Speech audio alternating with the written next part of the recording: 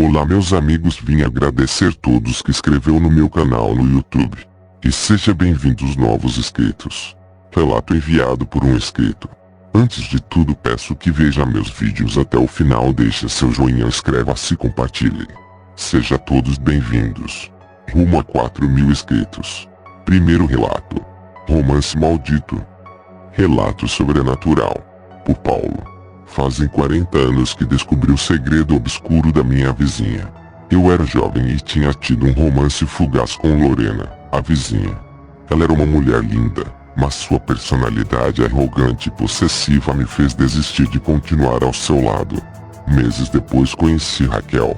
Nos apaixonamos e em pouco tempo começamos uma relação.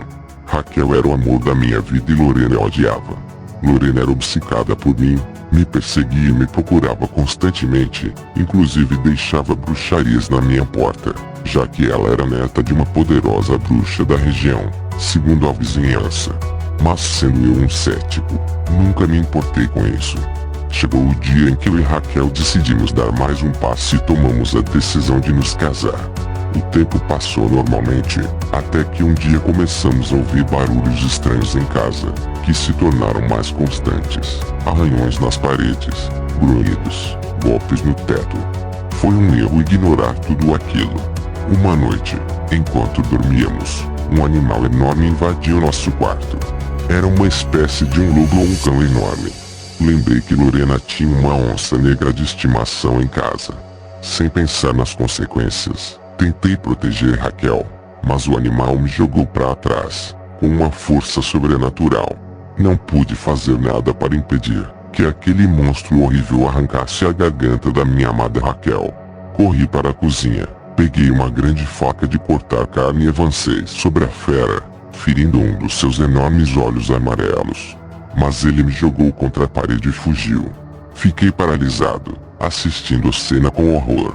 Chamei a polícia, mas ninguém acreditou.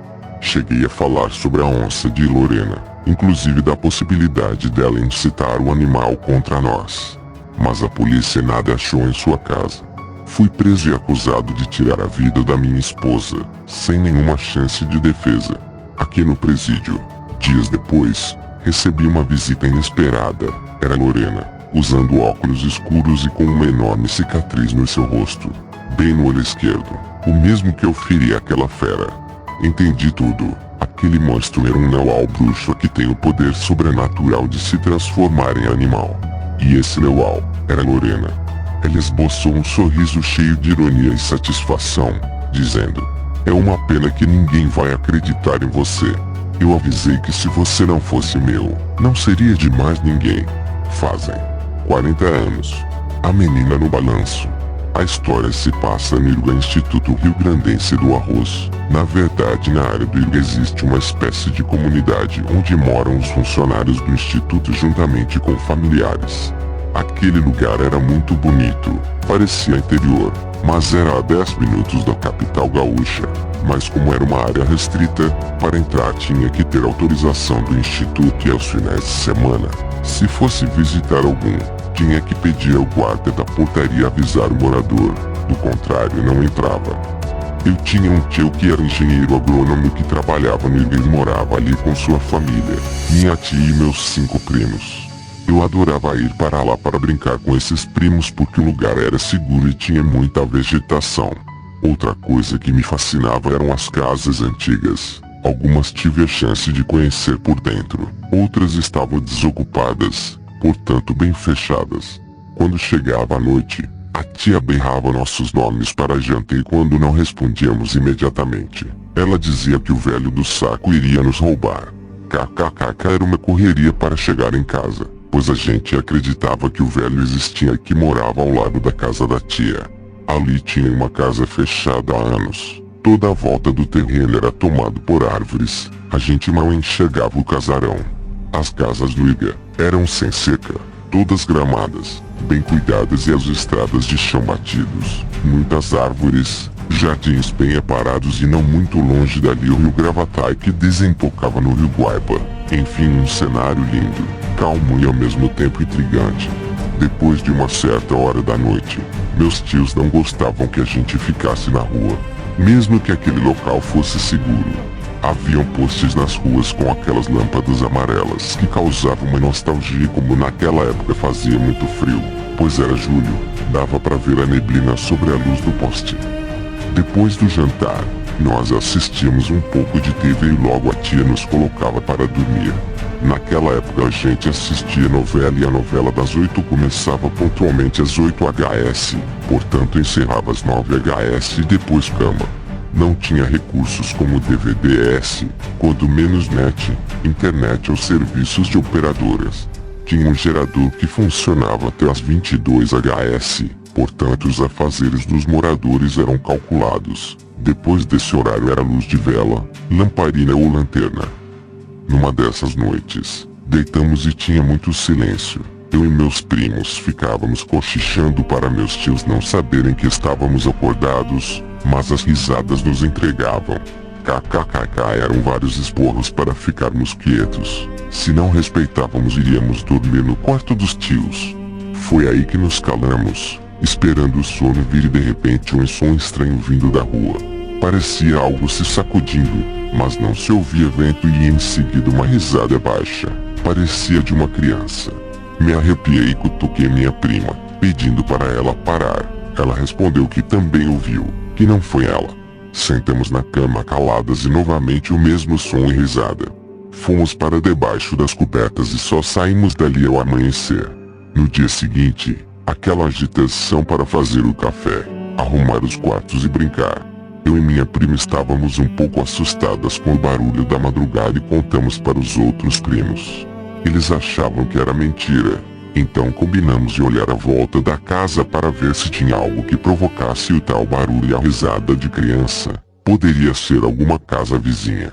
Tomamos o café, arrumamos os quartos e fomos investigar o barulho e não encontramos nada. Inclusive perguntei a tio se vento na madrugada. Ele disse que não, que a noite foi calma, mas que o tempo iria mudar ao longo do dia, trazendo vento e depois chuva.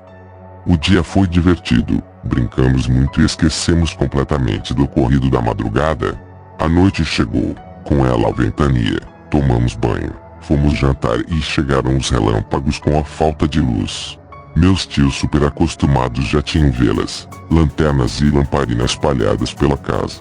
A chuva veio com intensidade e só nos restou ir deitar.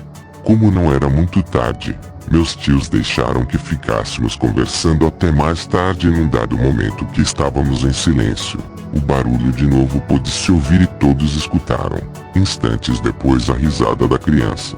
Todos ficamos assustados e ao mesmo tempo curiosos. Não tinha como abrir a janela ou ir na rua por conta da chuva. Não tinha o que fazer além de deitar e rezar para o tempo melhorar e pararmos de ouvir aqueles sons.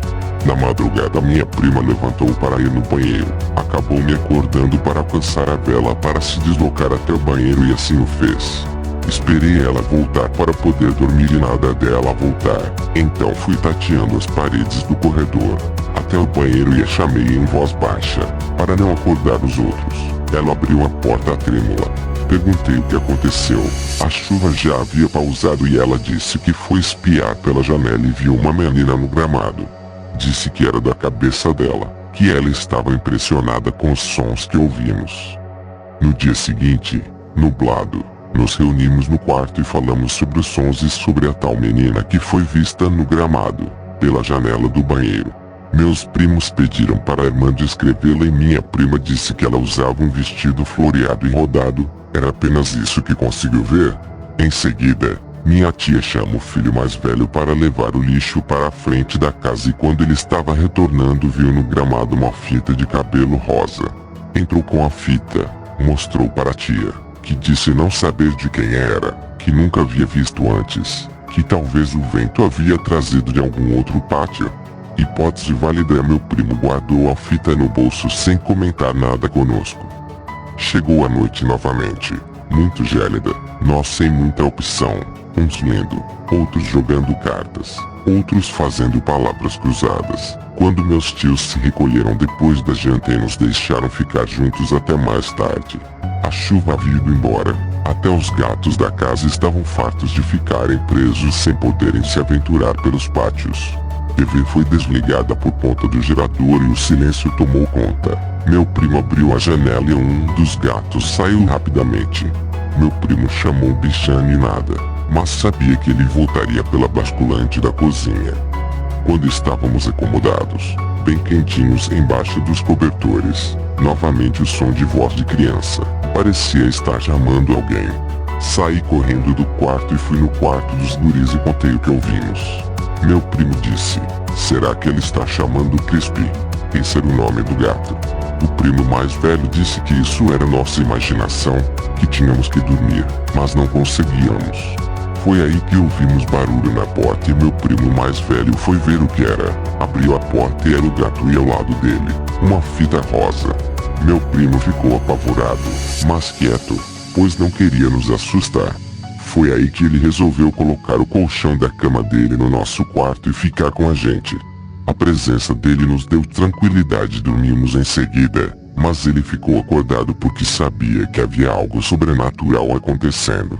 Novamente o barulho de algo sendo puxado, seguido por voz de criança. Inicialmente, ele ficou estático. Depois tomou coragem e foi espiar pelo vão da janela e realmente viu uma menina num balanço preso numa árvore e naquele momento chovia novamente. Ele deitou novamente, rezou e ao amanhecer, depois de ajudar com os afazeres foi na casa de uma senhora que morava ali perto, a moradora mais antiga do instituto. Seu marido se aposentou e veio a falecer, mas mantiveram ela morando ali. Era uma pessoa muito boa.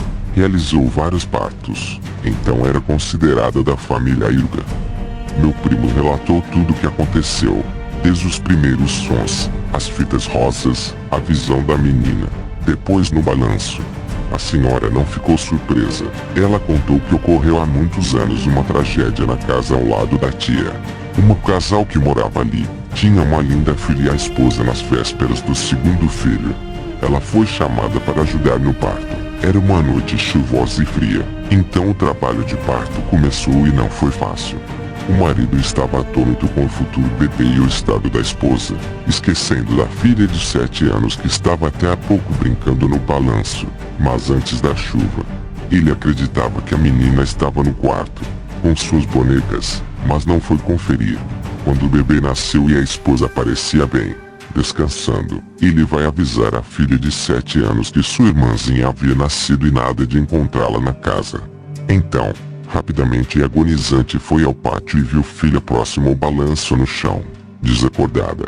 A parteira ainda estava na casa e tentou ajudar. Removeu a roupa molhada, aqueceu com roupas quentes, mas a menina não reagia. Ele colocou a menina no quarto e correu para o hospital, pedindo que a parteira ficasse com a esposa. Mas infelizmente a menina já estava sem vida.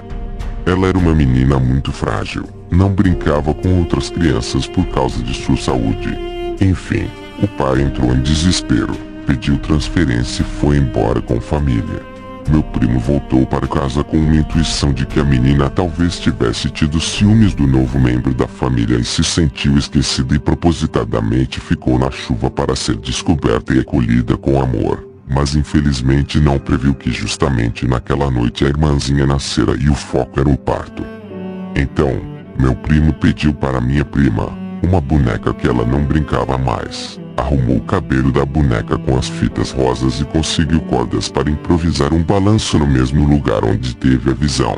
Quando chegou a noite, meu primo colocou a boneca no balanço e aguardou a madrugada.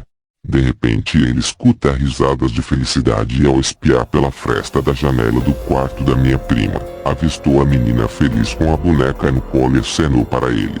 Depois disso não ouvimos mais barulhos ou risadas, nem visões.